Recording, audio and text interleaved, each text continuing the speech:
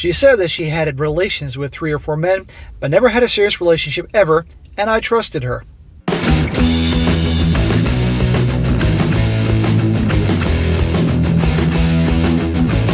Welcome back to They Did What?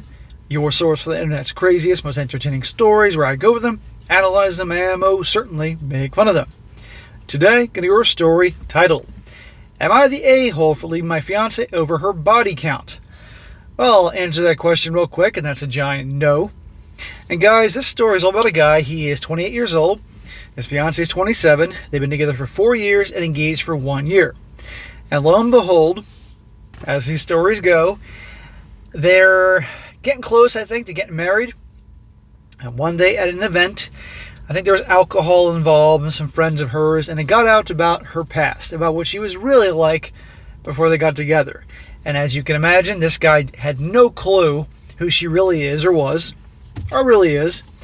And he was just speechless. He was floored by her activities when she was younger. And let me tell you, she was definitely adventurous. Stereotypical carousel rider. And of course, he got out of there like his butt was on fire. And now he's getting bombarded with nasty messages from all her friends, shaming him. Shocker.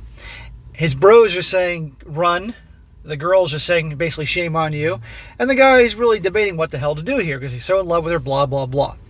And once again showing guys how you relationship guys understand that you need to do some serious detective work because the gals aren't just going to go volunteer this information. And if they do give information, I guarantee you it is the bare minimum compared to what really is going on. The old joke about whatever number she gives you, it's probably about 1/3 of what it really is. Hell, it could be even 1/10 of that. So you need to be aware of this. And, of course, how so many gals, once they go through their party phase of college and all that, they graduate college, they're in 23, 24, they'll look for that nice guy. Girls can pick nice guys out a mile away. And they know darn well he's a sure thing. And here, you're going to see, if you do the math on the ages, she definitely picked him when she was out of college. A good marriage material. And that guy always never gets nearly amount of physical activity in the bedroom that the bad boys got. So anyhow, guys, I'm going to go through the story here, once again showing, well, you got to do your homework on your girl. It says here, me, a 28-year-old male, and my fiancée, a 27-year-old female, have been together for almost 4 years. We got engaged last year. Smack! I don't care. 3 years still not long enough. Some guys disagree with me, but I say it's not long enough. Not in today's world. She is and was most definitely the love of my life, and I've never cared about a person as much as her. Smack! You should care more about yourself than her. This is the problem, and she knew you'd be the type that would care more about anything in this world, nothing more than her. She knew that. We both had a little relationship issues and have always been faithful. Now, I met her through a mutual friend when all of us went out for a camping trip. I was really into her, and the interest seemed mutual, so I asked her out. After a few dates, we seemed to hit it off really well, and before taking things to the next level, I told her about the fact that I had gotten cheated on in the past, my ex, with whom I had a 2-year relationship. She was cheating on me with her ex, and said that she needs someone else to satisfy her in bed. Okay, this guy's he's been damaged. He's like a lot of guys have been cheated on. It definitely hurts you. And it took me a long time to recover from that. And I became massively insecure about having another relationship with someone with multiple exes and or S-word partners. She replied that she had slept with 3 or 4 men, but never had a serious relationship ever. And I trusted her. So let's remember this part. She just said here, never had a serious relationship, which would actually bother me about a gal at 23 years old, and 3 or 4 guys. Well, by the way, you would know if it was 3 or 4.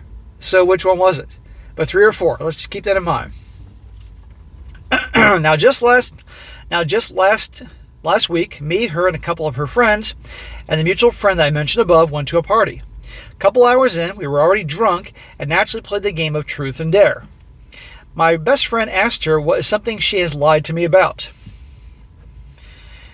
And she hesitated, but her friend pushed her and said that she was a massive SLUT back in college and had over 60 body count before meeting me, and that included my mutual friend. Remember the whole, she told him only 3 or 4 guys? You all heard that part. He made it clear, I'm very, ambivalent to get involved with someone with a high body count because I know how that usually happens. And she lied right to his face. Goodbye, we're done. I felt my world crumble right then and there. It was very much unbelievable to me, the woman I love more than myself, smack, I told you he's a nice guy that she settled for, was lying to me throughout the entire relationship about something she knew I was sensitive about. This also brought back all the bad memories of me and my ex, and I felt horrible. And by the way, I forgot to mention, he said the part of a mutual friend. Was this the friend that introduced him to this girl? I'd have nothing to do with that jackass ever again. Right there. He made it clear she lied to his face. It's over. End of story. I walked out of the party, took an Uber, and packed my suitcase and my laptop. I went to a nearby hotel where I decided to take some time to think.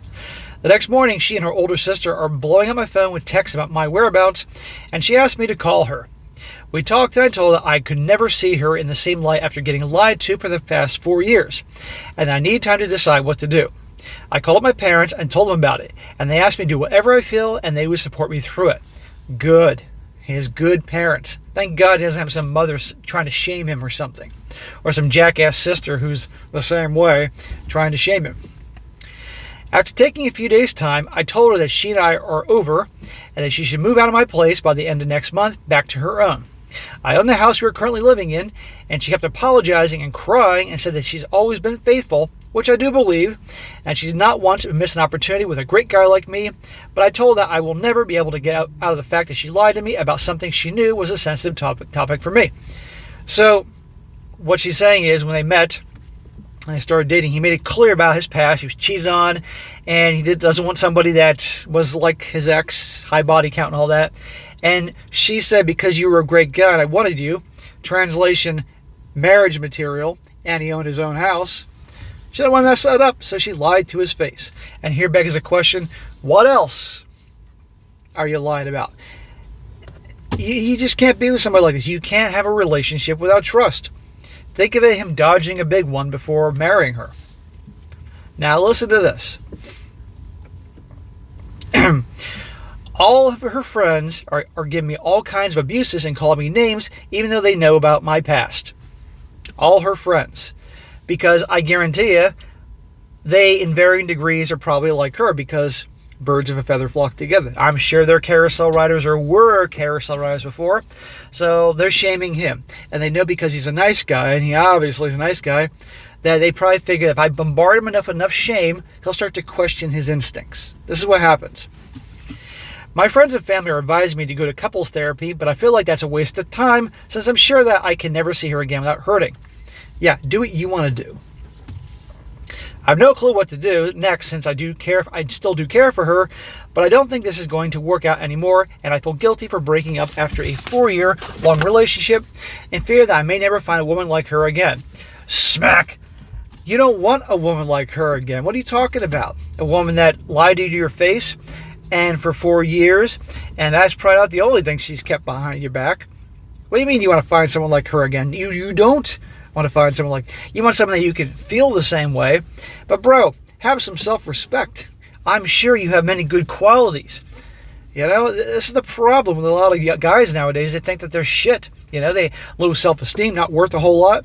So they'll take any girl that pays attention to them, or, you know, a little extra attention.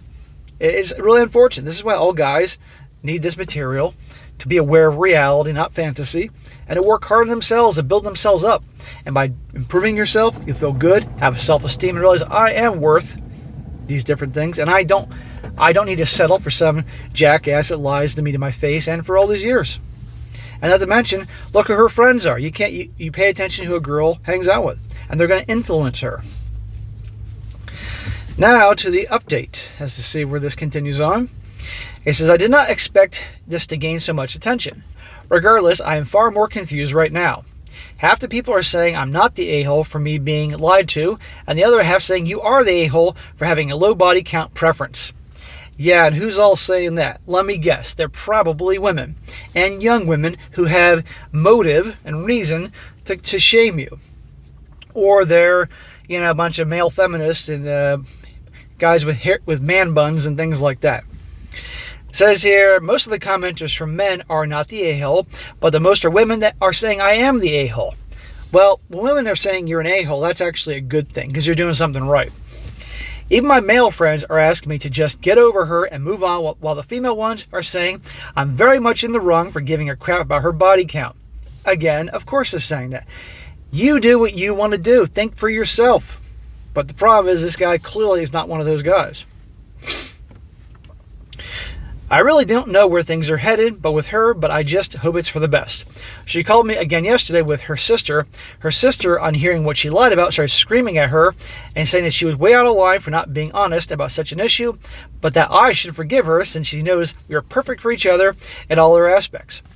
Well, I'm glad her sister yelled at her, but still, regardless, doesn't matter. It's not the sister's opinion, and it's not her job to say, or her right, oh, well, you should just forgive her, because guess what? She wasn't in your shoes. My fiancée started crying and telling me that she has never loved anyone more than me and whatnot, but I still do not feel confident that we're going to get back together. Regardless, we've decided to talk everything through at a cafe tomorrow. So in other words, you're going to go out and meet her in a public place, which that's better than meeting in a private place. And she is going to put on the waterworks like you have never seen. It is going to be like the fucking boat going under Niagara Falls. And she'll know exactly what buttons to push and what to say to try to change your mind. I do want to clarify a few things. I left her majorly over the fact that she lied to me. I was very clear that I did not want to date a woman with a very high body count.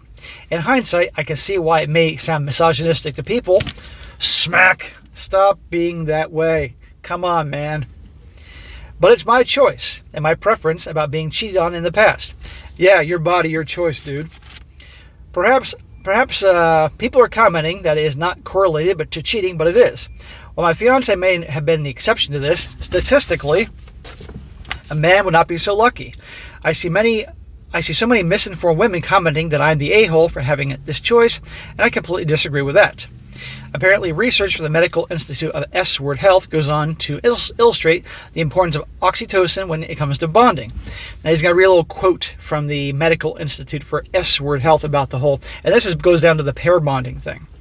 According to the article, it says, when an individual chooses to engage in casual sex, breaking bond after bond with new S-word partner, the brain forms a new synaptic map of one-night stands. This pattern becomes the new normal for the individual.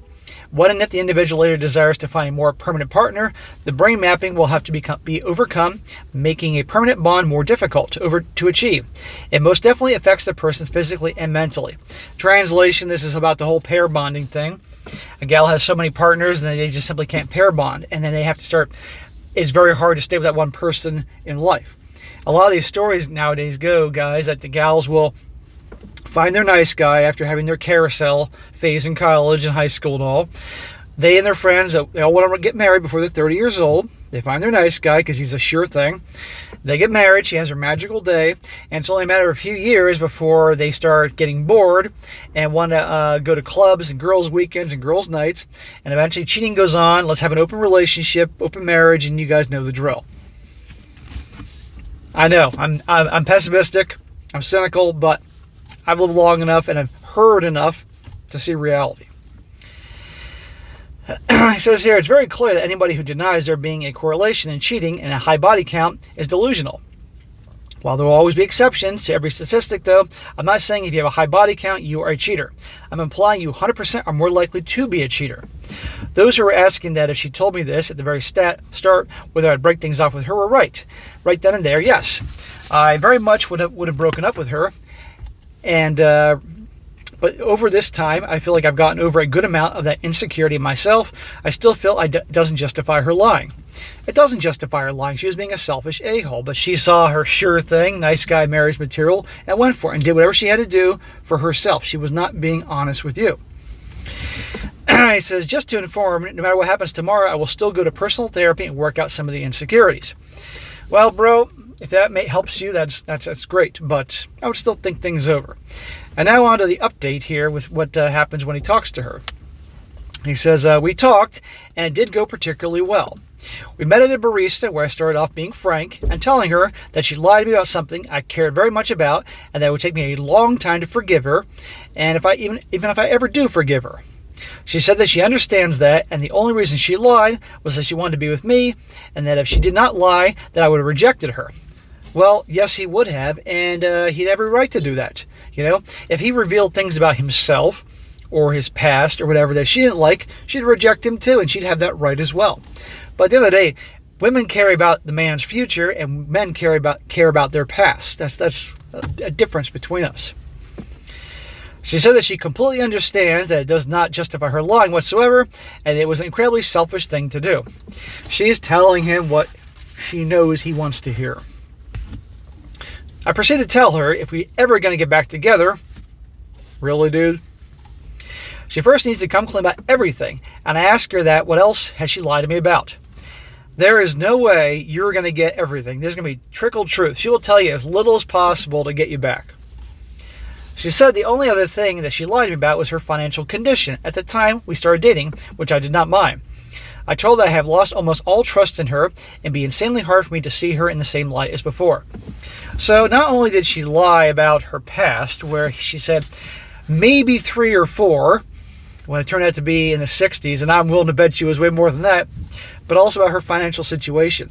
So you can end up getting married to a gal, massive body count, and you can trust with her, massive body count, a liar, and also the fact that her finances aren't quite as good, which probably led to her being with a guy who owns his own house, and that could jeopardize him.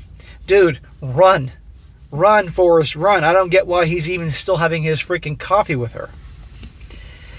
She started crying again. Gee, imagine that. And said she would never want to be with another man. She was a massive SLUT, and that it was completely her fault for being so careless about her body and letting any man or woman she felt was hot bang her. Good God. He said she was bi, that she loves more than herself and could not live without me. I'm sure she could live just fine without this guy. She even said she was willing to let the relationship be open from one side, and that I can have all the S-word relations with another woman apart from her to balance it out. Her words, not mine. Now she's offering to serve you up to other women. Again, no woman that loves her guy is ever going to do that. That shows me that she's used to the transactional mindset, which goes back to her college days of being the massive SLUT she called herself back then. Do you see the problem here?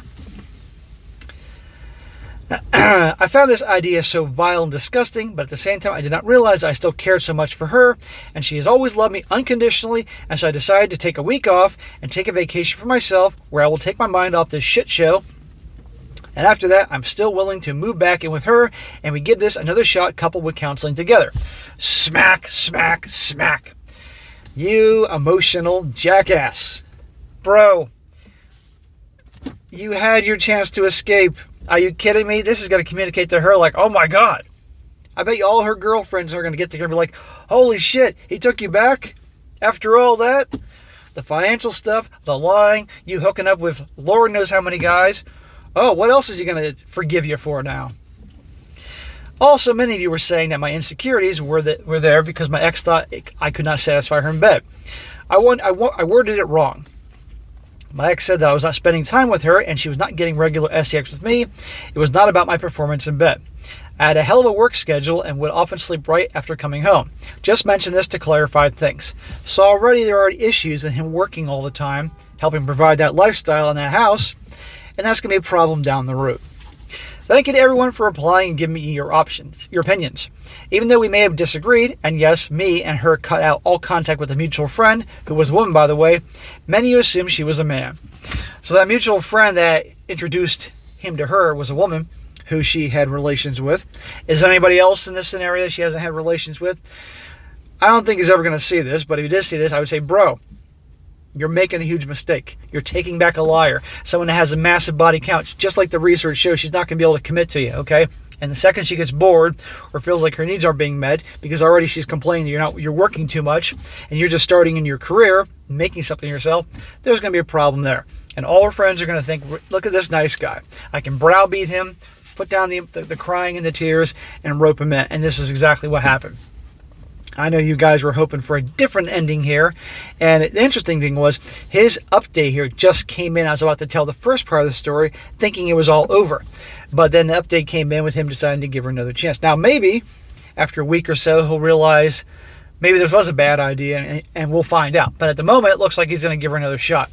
And you know darn well she's going to do what she has to do to rope him in. But just some guys have to learn the hard way. And it's unfortunate. You can't save them all. But you guys can learn. You guys can learn from this story, and we shall see how this goes. Maybe he'll write back in 10 days to see, say he said, nope, never mind.